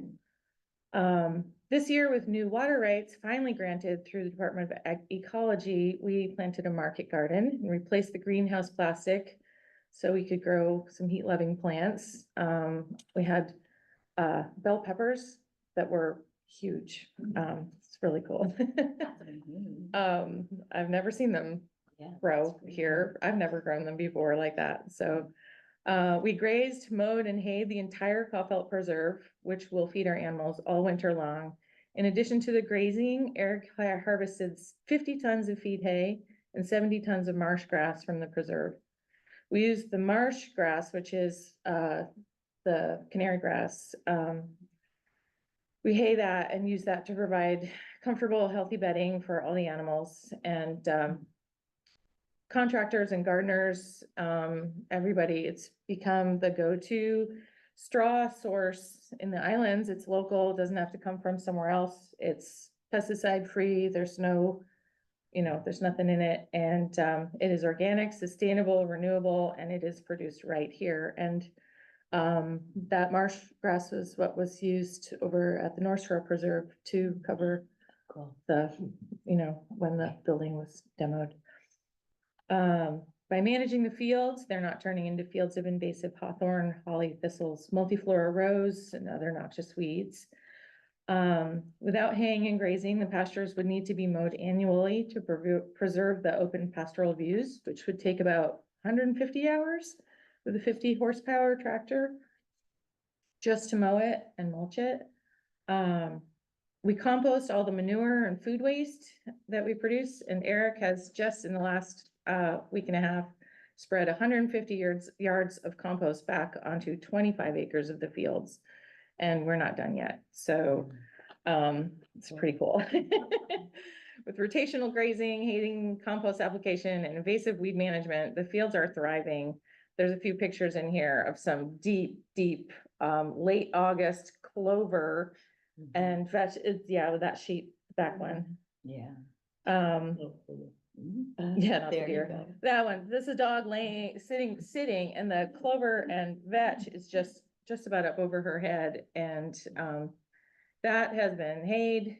It was early grazed, it was hayed, and then that's what came back in late August. We're still grazing that stretch. It's amazing. It's so the more love we put into the fields, the more they're given back. We hosted a session of the San Juan Ag Summit at the farm with a full tour of the property and facilities this spring. That was a lot of fun. And currently are hosting a SARE grant research project to test establishment conditions of a native pollinator mix in pastures and hay fields, kind of a prairie grass project. So that's in the works. In the fall, every year, we're a stop on the San Juan County Farm Tour. This year we had at least 500 visitors came through, and we open up the farm all the way. They can walk all the way anywhere, and we're there with just showing what we're doing. And Kathy came, we did a shearing demo on the sheep, and anyway, a lot of fun stuff, samples. We believe that farming is very important to everyone who eats, which is everybody. To preserve farmland for today and the future is a wise choice, especially in San Juan County. We appreciate that we're able to lease this land from the land bank and hope that more agricultural conservation can happen. It's a win-win-win situation. Farmers can grow food, the land bank saves money that would be spent towards maintenance of a view corridor, and the community gets an array of benefits in food and education. So if anyone is interested in what we are up to at Kaufelt Farm Preserve, we have a pretty active website, and every year we do a annual year in review blog post and lots of photos. And we also always welcome folks to come by and see us and ask us questions and talk about the farm. So thank you. You have some great new technology too, like the egg cleaner and Oh, the yeah. So we cheese with maker and with ice cream COVID maker. happening, there's been a lot of grant opportunities that we applied for. And so, yeah, there's Rachel, that's my daughter. She's working on the farm and dipping wheels of Gouda. Those are garlic, little baby garlics. Goat kids, the sheep on the stand, ready to get milked. That's Cajeta Swirl, just plopped out of our portioning device that we got, so we can not hand scoop ice cream. Yeah. So, Incredible that huge you were labor hand saver. The egg washing machine was a grant opportunity, and so there they are, the eggs. Eggs are incredibly popular. Everybody wants eggs. There's never enough eggs. There's never enough eggs, so, And then you Yeah. sometimes bring in the slaughter truck, right? yes. Don't talk What's about it? slaughter truck. Amy, one thing is Amy did mentor two 4-H kids this year to then go, 4-H? and that was really, I thought that was pretty successful. I think they. It's very successful. Yeah. 4-H I thought it was. 4-H I don't know what your opinion was, but I thought it was good. 4-H is so important. Both my kids were in 4-H and now they're out of 4-H, so I'm not as participatory, but on the farm, on the farm, we have this resource for those 4-H kids. So I welcome those kids to come. And yeah, there was this family that took one each of 7 sets of triplets and bottle raised them at home, which was a win-win situation. I didn't have to bottle raise those kids, and they learned a lot about taking care of these goats, and they brought them to the fair and had a really positive experience. So I think they'll come back and do more next year, and we hire, trying to have young kids come and work with us on the farm in the summer. So there's a lot of internship and education and learning about the farm, and, so it seems like the farm is full of, 20-somethings all the time. My house is overrun, but, this is a good opportunity, so, for education. There's Eric feeding the piglet. That's Sweetie the sow. That's his downtime. That's his downtime. Anyway, if there's any questions from anybody anywhere, throw them at me. Otherwise, I think I'm done. Great, Thank you. thank you. have a Here's Peggy, has one. Oh, yes. Yeah. I first and foremost want to just commend you and Eric for what you have done out there. It's remarkable. It's Yeah. truly, truly remarkable. And it's been a long time coming, and I just so appreciate what you're doing, both in terms of the farming and how you're engaging the public and locals and, people from away. And I'm totally impressed, and I just really want to thank you for all that you're doing out there. And I have a question too. So you said you have interns, but how many people are working with you? Because it's phenomenal amount of work. It's not just Eric and I. We have a team that's. No, I that's know. I hope really not. amazing. So, let's see, we have Crystal and Nico, Mandy and Rachel and Kyle are, 3 of those are full-time, 2 of them are part-time. And then in the summer, we have, extra helpers that we hire. This year we had 2 extra interns to work. So, and then Eric and I, and, I think that's pretty much it. I don't think I'm forgetting anyone. So there's not a lot of us, and, yeah, the business management piece, but that's another piece. I do that. So Yeah, it's a so- big puzzle.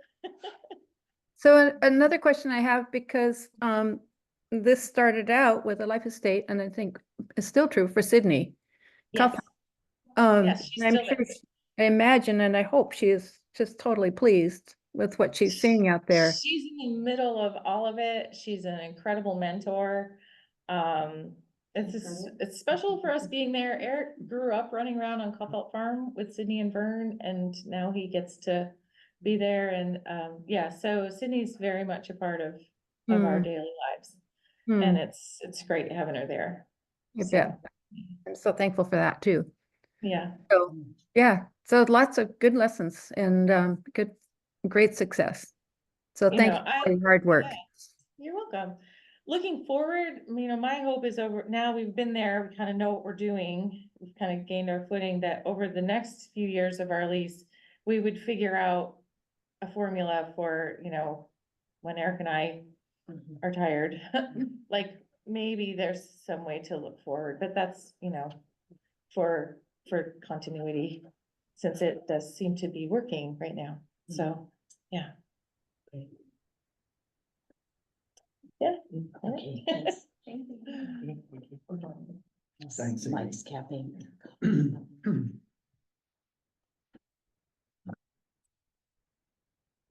And I will add my thank you to Amy and Eric and Coffelt Farm. I think Coffelt is,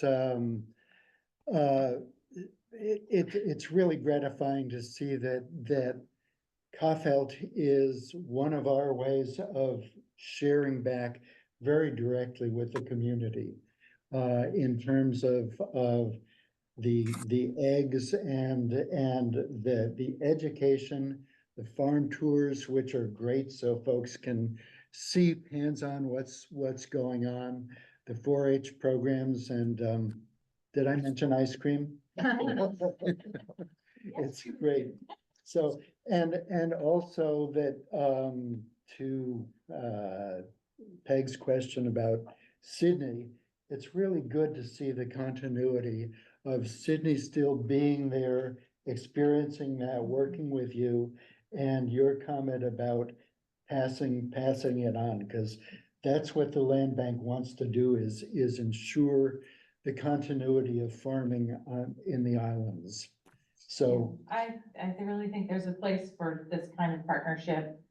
And we're trying to demonstrate that here, and I hope that nationwide even, that people can look to this as a model for how to retain family farms and diverse farm opportunities.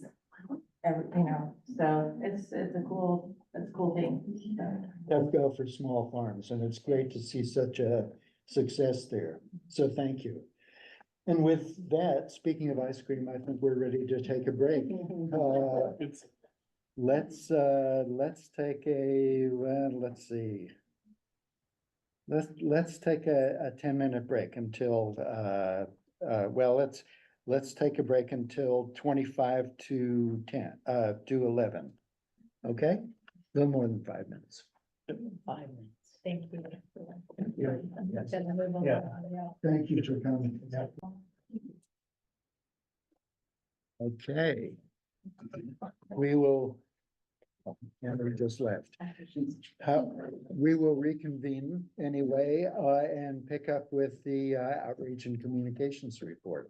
Okay, so I was gone on vacation, so I don't have too much to report. I'm very grateful for staff helping out, and especially Margot, who took on those extra hours to back me up or be my backup. And then a couple things coming up. I've got them at the front too, and they're just ironically, they're both Orcas events. So we've got a habitat restoration party on the 2nd at North Shore, so more planting before, too late for the rains, but it'll be a good time to plant. And then also on the 26th, Saturday, the 26th is a guided bird walk at Crescent Beach with Kim Middleton, and then I believe also Aaron Halcomb will be over for Land Bank staff. So that should be fun. And then also there was some confusion. I've talked to our county communications coordinator. There have been issues with the press releases getting out. So just to refresh everyone, our press releases all go through Erin Andrews now through the county. And then there is a multimedia distribution list that she sends it out to. And I guess there's been a glitch because the last few press releases that we have put out haven't been showing up. So she is working on that and has found a workaround. All that to say that our community conversations press release that I released before I left for vacation on the 28th of September only made it out onto the county website, and it looks like it didn't make it out to the full stream. So it's been re-released again. And when we get back to the office today, I'll just check in and see if the online media has picked it up. But we'll share that again on social media and just encourage people to sign up. Great. Yeah. And Tanya, just to be clear for everybody who's listening, that community conversation is next Thursday afternoon, evening. 6 p.m. 6 p.m. It's scheduled for 6 p.m. to 7:30, all county and Zoom. Yeah. All online. Yeah, all online. Okay, that's great, thanks. Mhm. I'll look for the announcement. Yeah, please do check, your local online news and, Yeah. an eye And out. let us all know if you're sending things out that don't get out. I think that's a big concern. Yeah, I like well, that. Erin was very appreciative too, because I think it's been hit and miss, Yeah. most of the press releases she produces, so there's just a few of us that send in from our own Right. organizations. But yeah, and then unless there's any questions, and then I'll be finishing up the fall newsletter, and that will probably go out probably next week, pretty close to done. And Okay. does that have the budget chart in it? That fall, remember that budget chart that we looked on? It didn't have a plan for it, but we can Oh, talk no, about that no, after. no, we no, talk no. food I, summary. no, Yeah. no. Usually it's highlights to, what's happened in the last quarter, Yeah, yeah. stewardship. I'd like to do an ag update. And of course, North Shore opening will be in there. That was huge Yeah. for us, so, yeah. Okay, thanks, Tanya. Mhm. Stewardship report. I see Doug here. And Chris, Christine. wait a minute. Christine. Let's take a pause. I see Councilmember Minnie online. Good morning, Christine. Would you like to add a report? Good morning, Brian. I did not prepare a report because I wasn't going to be here during report time. I'm happy to be here, happy to be listening to all the good work of the land bank, but I don't have a report today. That's fine. We're happy you're here too. Thanks. Thank Okay, you. back to the stewardship report. Hello. I'm gonna keep the screen off. I'm crawling out of a COVID hole, so I look worse than I sound. Yeah, thanks much. I wanted to first off, just with Lincoln's presentation on ag, and then that really great presentation from the alums on Kaufelt.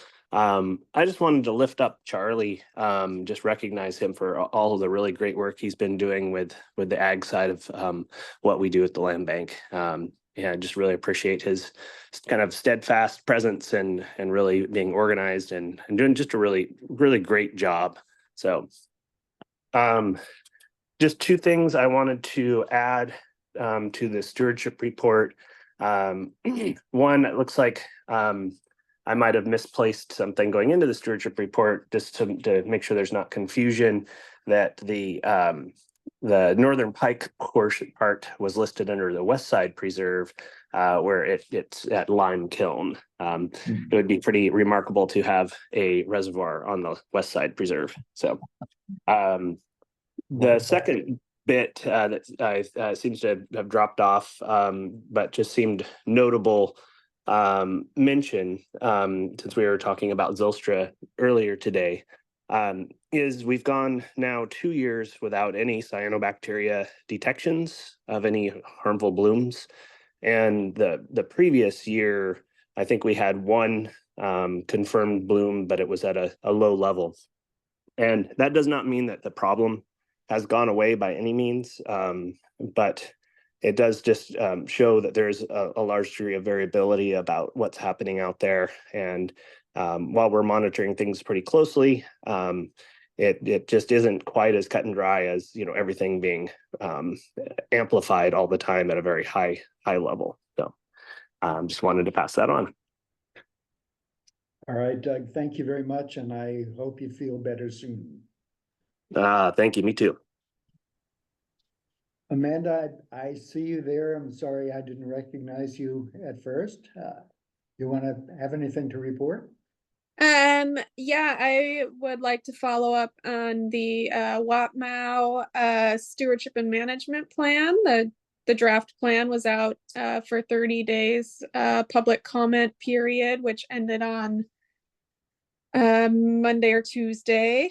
We only received one written comment, surprisingly.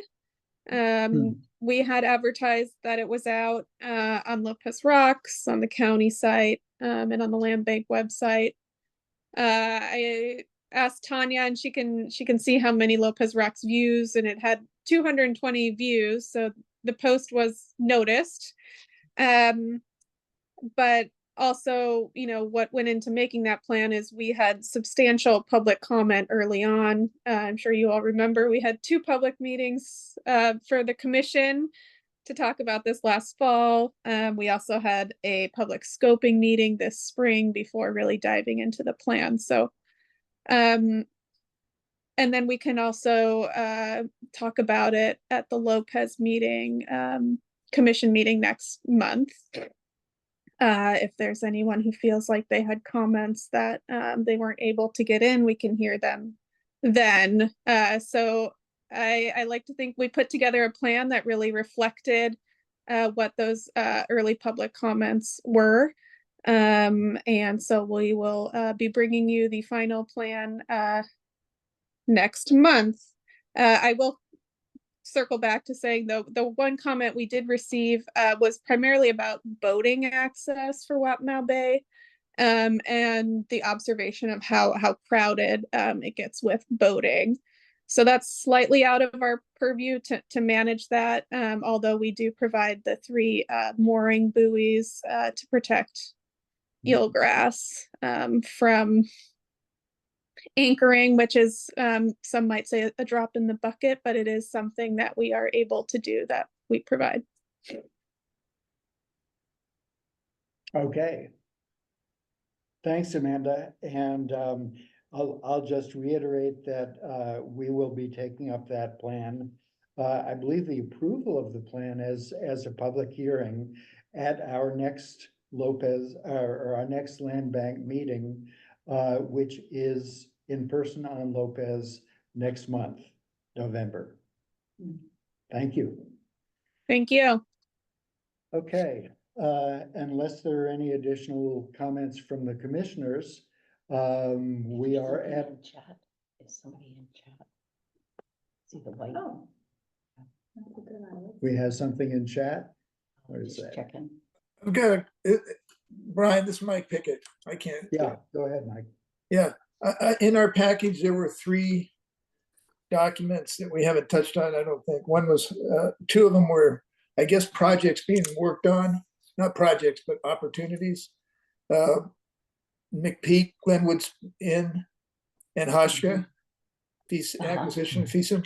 Were those intended just for our, and then there was also the Richardson Marsh Reserve. Were those just intended for our edification, or was somebody going to talk about these? So those, anytime a budget is still attached to a preserves management plan or property summary, they need to remain as material in the expenditure and acquisition plan. Once we move on from that in the budget, that project will, summary or management plan will be removed. In terms of the Richardson Marsh management plan that's attached there, because our Second Amendment budget that we sent to the council, the expenditure and acquisition amendment there was denied as a whole because of the auditor's office and the budget staff recommending the removal of the position addition for the nursery outreach assistant.